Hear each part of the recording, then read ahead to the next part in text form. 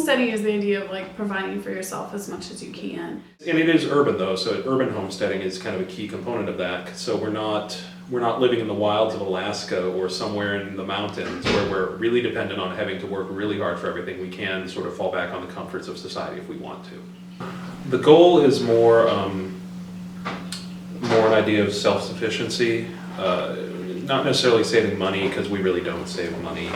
For us, most of it revolves around food, because we do like to eat well, but we also like to eat ethically. So that's part of the reason we do, slaughter our own pigs, is we know where they were raised, we know the lady who raised them, we know how she treats them, we go visit them while they're piglets always.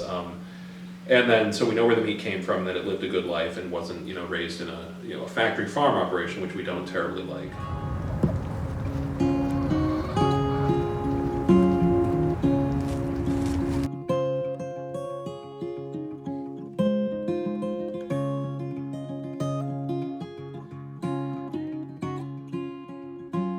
I help feed the chickens. I play with them.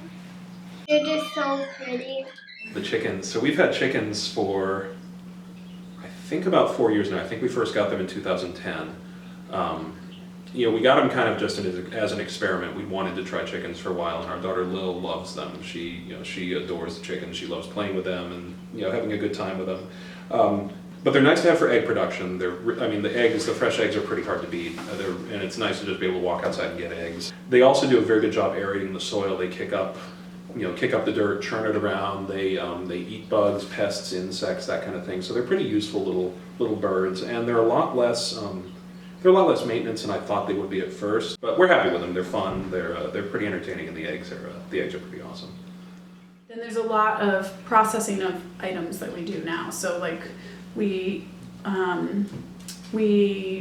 chopped up a pig, we butchered a pig, and now we're processing all the pieces of that, because this weather, colder temperatures are better for some things, like doing meat curing. Like we just made soap. We do a lot of the kind of finer inside processing. And then there are certain tasks that have to be completed in winter. Pruning fruit trees has to be done now while the tree's dormant before it starts leafing out for the next year.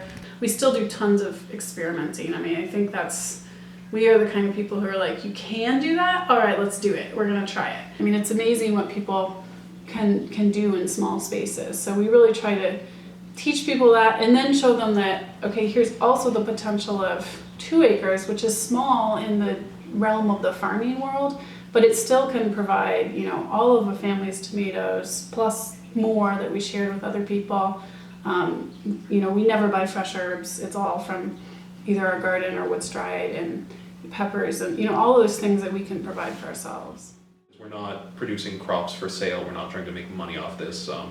Neither of us terribly wants to be farmers. That's not really our goal. But our goal is to, live as we want, eat what we want, do things ourselves. And at first, we thought we really could be self-sufficient, but what we're learning is that would be totally lonely and really limiting in terms of what you can actually produce. So instead, we're much more in community with people.